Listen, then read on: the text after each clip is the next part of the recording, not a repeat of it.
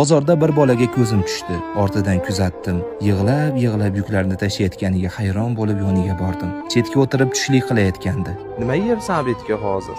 Non bilan bodring yeyapsanmi? Ishonasizmi? Shu payt azon ovozi eshitildi. Allohga nido qildim. Ey Alloh, bu bolani menga bejizga yubormading-a, dedim-da ko'zimdagi yoshni to'xtata olmadim. Isming nima? Abdulloh. Abdulloh. Nima yig'layapsan? Kerak, tuzatish kerak odamni. Mashinamga chiqardim.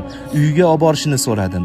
Borsam eski uy, ota xasta, 4 devor orasida g'amgin holatda yotibdi. Dadajon, nechun kerak o'zini topaman dedi. Siz yashash kerak menga. Men o'lishdan qo'rqmayman, bolalarim yetim qolishidan qo'rqaman xolos. Shu.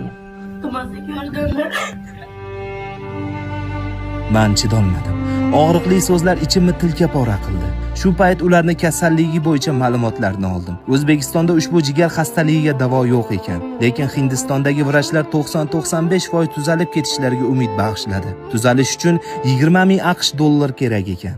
Endi savol: biz shu insonni tuzalishiga sababchi bo'la olamizmi? Azizlar, Alloh uchun shu bola yetim qolmasligi uchun, bir insonga yangi hayot tuhfa qilish uchun birlashaylik. Ehson qiling, videoni yaqinlaringizga jo'nating, like bosing, izoh yozing. Biz birlasha olsak bir insonni hayotini qutqarib qolamiz.